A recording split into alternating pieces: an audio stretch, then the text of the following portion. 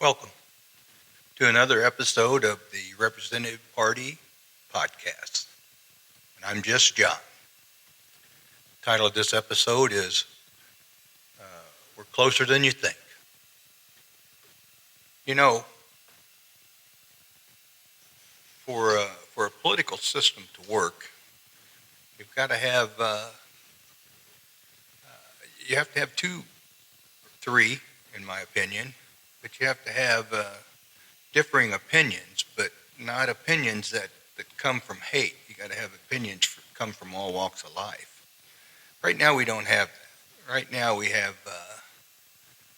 the conservative side, and they hate the liberal side, and the liberal side hates the conservative side, and there's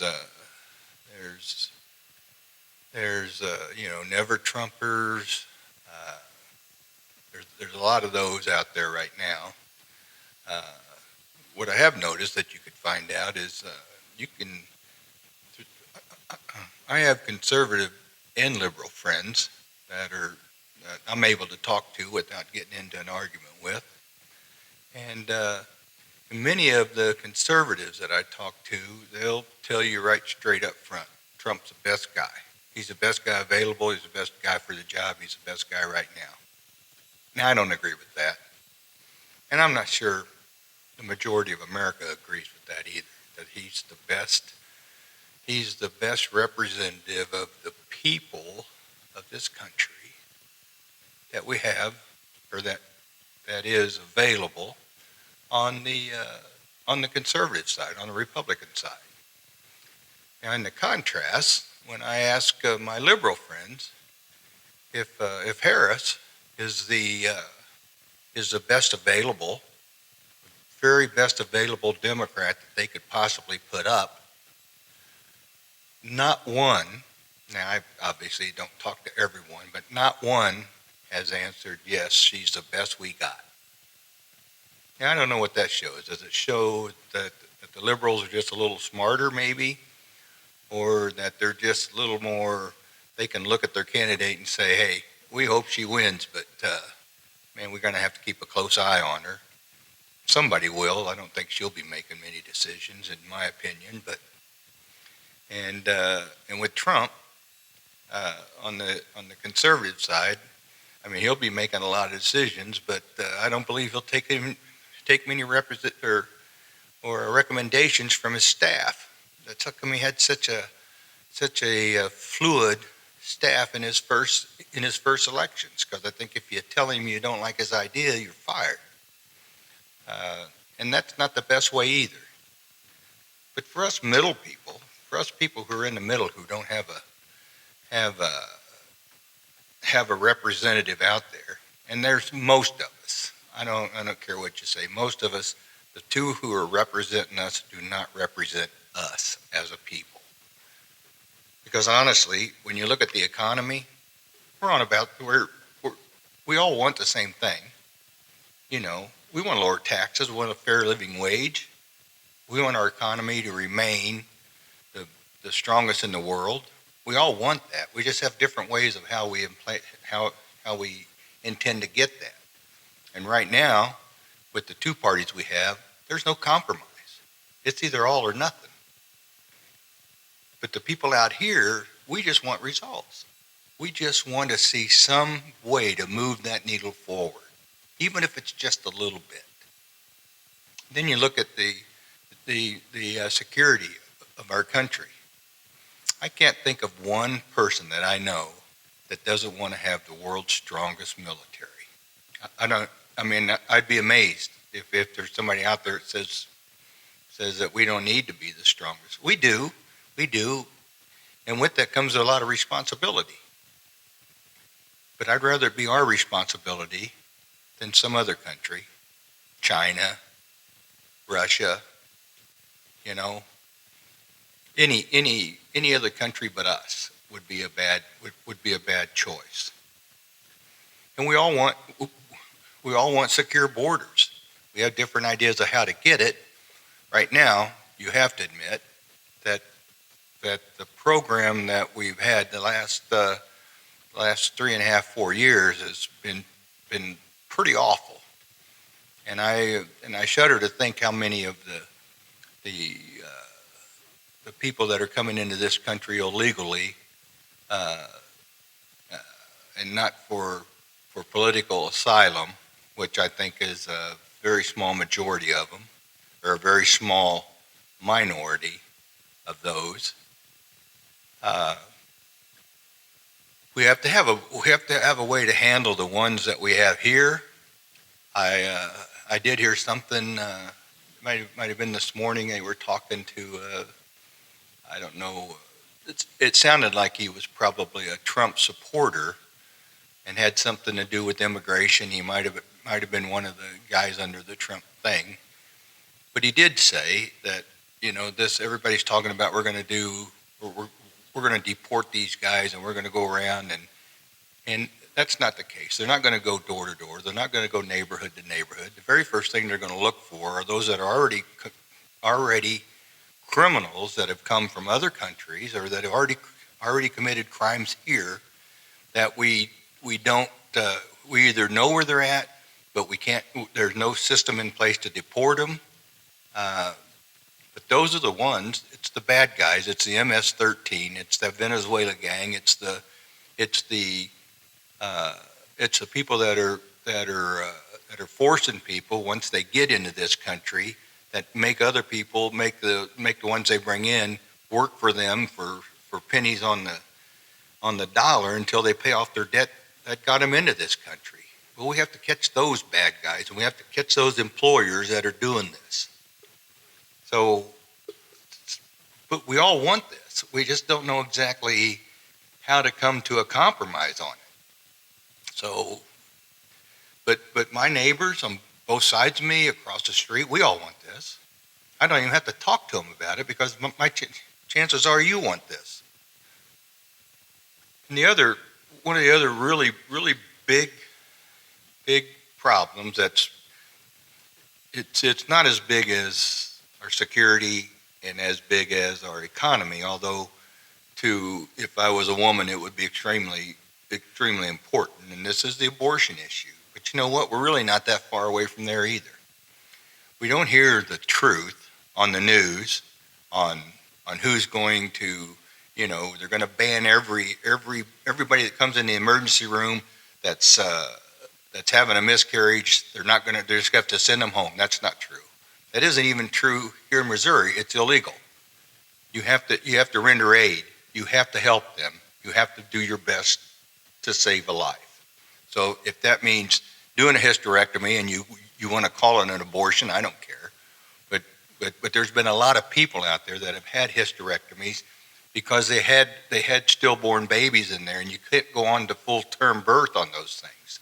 So you can't have it. You can't have it all your way. Now, I'm a pro-lifer in most cases, but there's somewhere along the line, everybody believes that a woman, I believe, everybody should believe that a woman has the right to decide what she does with her own body. Okay? Now that's and it's rare that there would go 9 months and then decide they didn't want that baby.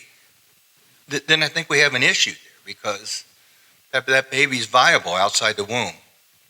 You can't just kill a human being. It's a human. But there's got to be a place somewhere where the baby cannot live outside the womb.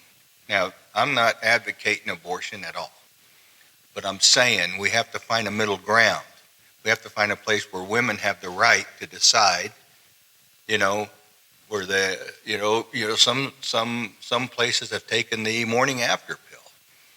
And I'm a big fan of state rights, and I'm a big fan of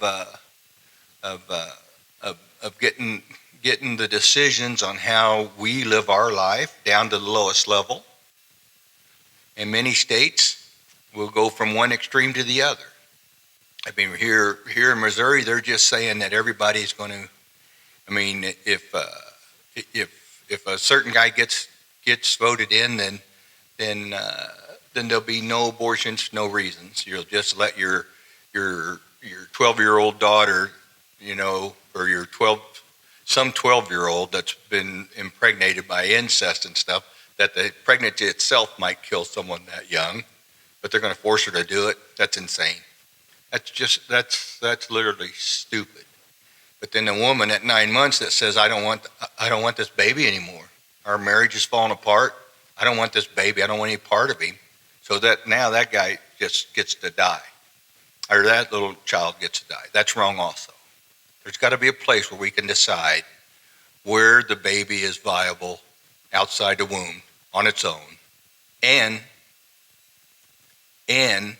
don't forget the science on this. A baby born at 24 months, I don't know what it is. I'm not a doctor, but whatever it is that can be born early because you want the baby, that can be born, put in an incubator, the life saved, giving it time for its lungs and everything to develop, and then lives a normal life, okay? Now you can't just kill those babies, in my opinion. But there's a place in there that we can stop. I heard part of an interview that it was a CBS affiliate. I forget who the person was that was interviewing Harris. And if anybody won't answer this question, she says she wants to put Roe versus Wade back. She wants to bring it back. And the person asking the question said, well, Roe versus Wade has some restrictions on it, on when and all those kind of things, has some restrictions on abortion. And it said, would you enforce those restrictions? And she said, I want to put Roe versus Wade back. Now, how easy would have been to just say, yes, I'll enforce it. It's part of Roe versus Wade. That's what I want. But that's not it, because California doesn't have that. Okay, California, you can. I think you can have a you can decide at the last minute. I'm not sure, but I have read articles, and I do know there's been votes on whether it's legal to leave a fetus just to keep it comfortable before it dies. I have read where the Senate voted on that, so it must happen someplace.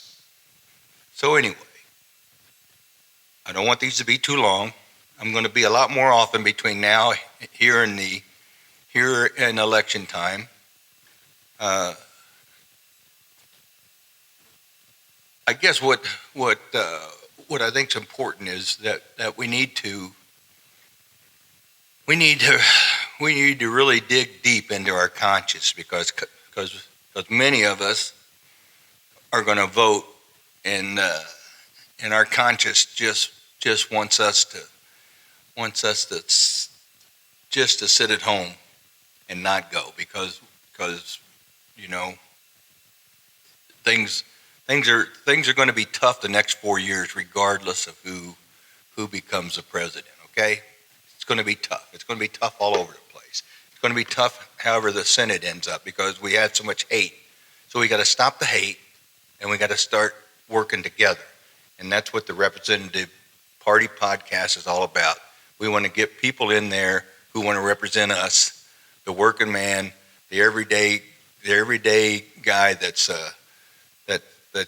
just wants to raise his family, wants to make a livable wage, wants to be able to buy a home, wants to be able to live the American dream. So we have to get people in there that understand that our needs aren't that great. Our federal government needs to protect us, including our borders, and to handle our international trade. I mean, and any relationships we have with other countries. They don't need to be in your everyday life. They don't need to tell you that you need a license for this or a license for that. So just listen. Go out someplace and make somebody smile. Be kind to somebody. Be kind to somebody that you don't know. And for God's sake, just love one another. This is just John. I'll see you next time.